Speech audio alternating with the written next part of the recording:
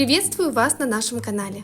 Сегодня мы будем готовить волшебный торт в стиле скибиди туалет, который точно покорит сердца детей на любом празднике. Маленькие гурманы будут в восторге от его внешнего вида и вкуса. Предлагаю приступить к его приготовлению. В большую миску добавьте все ингредиенты для бисквита: муку, какао, сахар, разрыхлитель, соду, щепотку соли, яйцо, растительное масло и кефир. Все это перемешиваем миксером до однородной смеси. Советую разделить приготовление торта на 2 дня. В первый выпекаем бисквит и даем ему настояться сутки в холодильнике. На второй день собираем торт. Итак, наше тесто готово.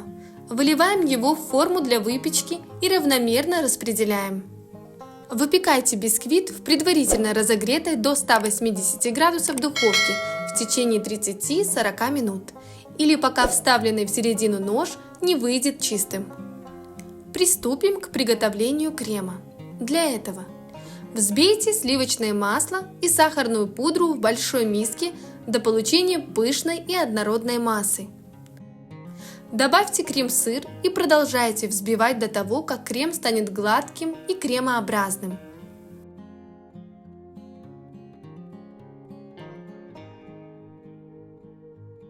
Достаем бисквит и даем ему полностью остыть. Поскольку мы приготовили бисквит за день до съемки, он уже постоял ночь в холодильнике, и мы можем приступать к сборке торта. Разрезаем бисквит на 3 части. Верхушка бисквита нам не понадобится.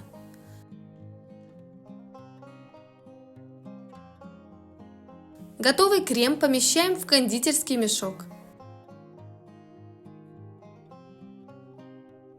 Ставим небольшую точку крема на тарелку и кладем первый корж. Коржи обязательно пропитываем любым сиропом. Сироп можно приготовить дома, для этого нам потребуется 1 стакан воды и 1 столовая ложка сахара. Это все довести до кипения и охладить. Далее обратите внимание, как мы распределяем крем по коржу. Делая ямочку для начинки, мы использовали малиновый конфитюр. Вы можете выбрать любую другую начинку. Затем положите второй корж сверху и повторите все те же действия. Первый слой крема мы равномерно распределяем по коржу. Второй слой наносим только по краю, оставляя посередине место для начинки. Кладем третий корж и начинаем наносить крем по бокам. Удобнее это делать, конечно, на поворотном столике. Далее шпателем начинаем распределять крем.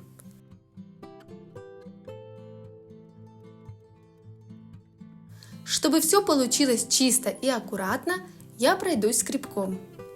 После того, как вы распределили более-менее ровно крем по торту, отправляем его в холодильник минут на 15-30, чтобы крем охладился и застыл. Достаем тортик и можем наносить оставшийся крем и переходить к выравниванию.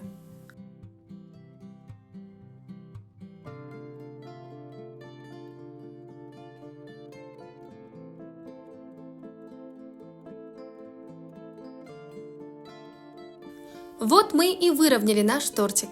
Теперь можем переходить к украшению.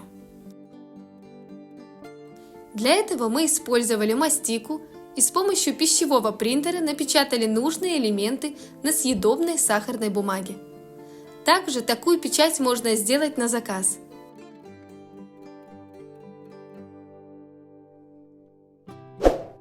Вот и все, наш тортик готов. Поместите его в холодильник на несколько часов, чтобы он пропитался и крем стал более стабильным. Приятного аппетита! Подписывайтесь на канал и ставьте лайки.